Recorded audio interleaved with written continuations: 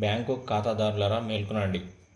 మీరు బ్యాంకుకు వెళ్ళి statement, cash deposit, mobile updation, chequebook apply, loan statement, EMI due payment, cheque deposit, cheque withdraw, money deposit, passbook updation, loan closing statement, loan welcome letter, money transfer, ATM apply, balance enquiry, SMS alerts, fixed deposits, recurring deposits, loan repayment schedule, net banking activation, mobile apps activation, credit card apply, credit card details, insurance cancellation, insurance apply, cheque payment stop, credit card bill payment, credit card apply, loan EMI payment, account transfer, ఇంకా అనేక విషయాల కోసం మీరు అనేక బ్యాంకుల చుట్టూ తిరుగుతారు.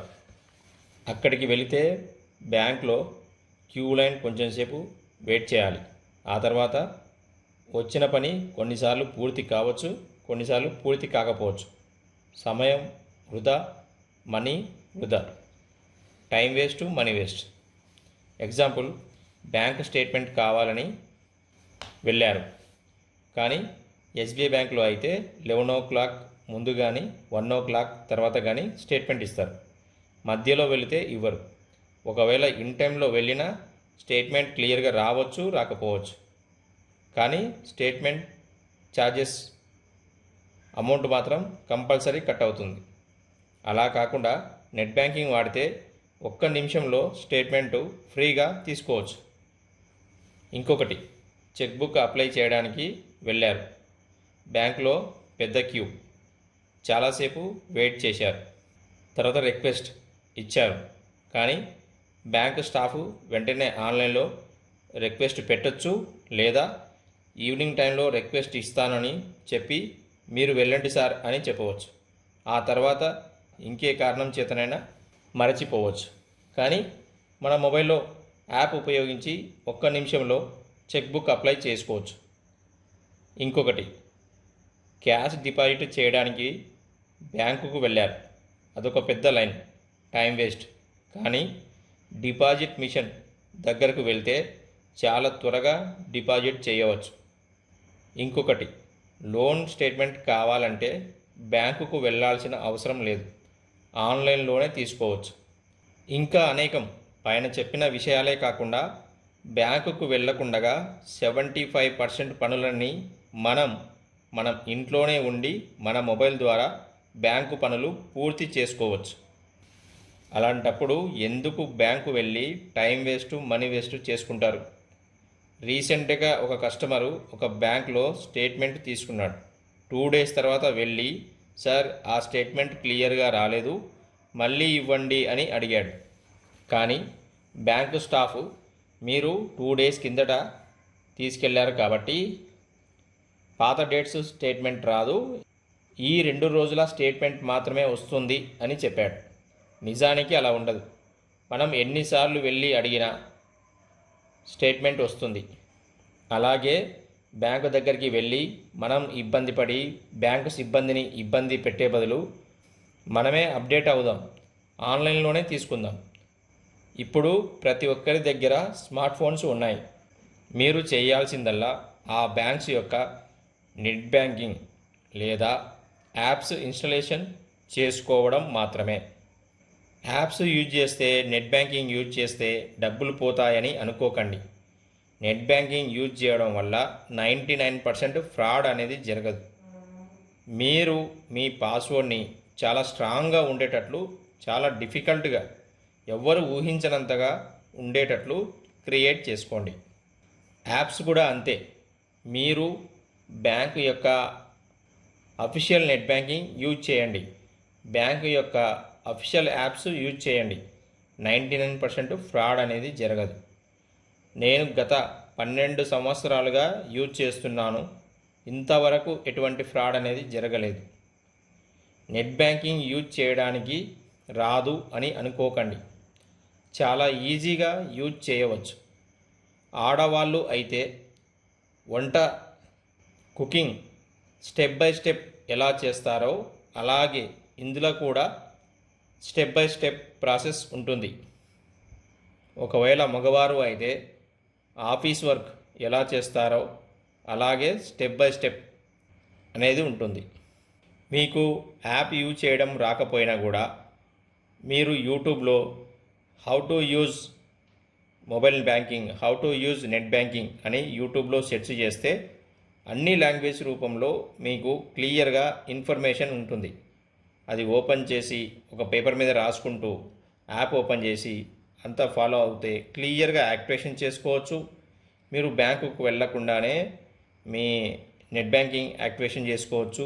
దానికి కావాల్సిందల్లా మీ ఏటీఎం కార్డు యాక్టివేషన్లో ఉండాలి, ప్రజెంట్ నడుస్తూ ఉండాలి. తర్వాత మీ మొబైల్ నెంబర్ బ్యాంకు అకౌంట్లో అప్డేట్ అయి ఉండాలి. ఈమెయిల్ ఐడి, కొన్ని నెట్ బ్యాంకింగ్కి ఈమెయిల్ ఐడి కూడా అడుగుతుంది, అందువల్ల ఈమెయిల్ ఐడి కూడా రిజిస్టర్ చేసుకోండి. అది బ్యాంకుకు వెళ్ళి అప్డేట్ చేయమంటే చేస్తారు. ఆ తర్వాత మీరే బ్యాంకుకు వెళ్ళకుండానే మీ మొబైల్లో నెట్ బ్యాంకింగ్ యాక్టివేషన్ చేసుకోవచ్చు. మొబైల్ బ్యాంకింగ్ కూడా యాక్టివేషన్ చేసుకోవచ్చు. యాప్స్ యూజ్ కూడా చేసుకోవచ్చు. మీకు ప్రతిదీ యూట్యూబ్లో దొరుకుతుంది, చెక్ చేసుకోండి.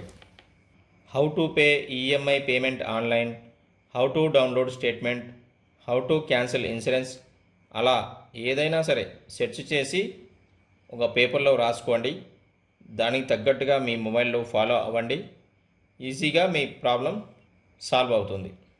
తర్వాత బ్రౌజర్ ఓపెన్ చేసి ఆ విధంగా క్లిక్ చేసుకుంటూ వెళ్ళండి.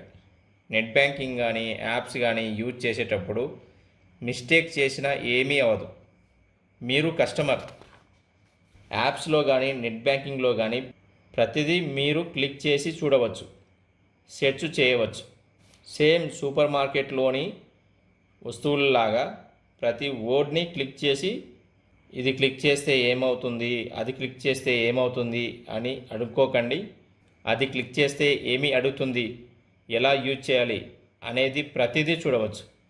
ఏ బ్యాంకు వారు కూడా మిమ్మల్ని ఆబ్జెక్షన్ చేయరు. ఆ యాప్ క్రియేట్ చేసిందే మీకోసం, కాబట్టి ఫుల్గా యూజ్ చేసుకోండి. మీరు యాప్లోనే చెక్ బుక్ అప్లై చేయవచ్చు, మనీ ఇన్స్టాంట్గా ట్రాన్స్ఫర్ చేయవచ్చు, బ్యాంక్లో బ్యాలెన్స్ అమౌంట్ ఎంత ఉంది అనేది చెక్ చేసుకోవచ్చు.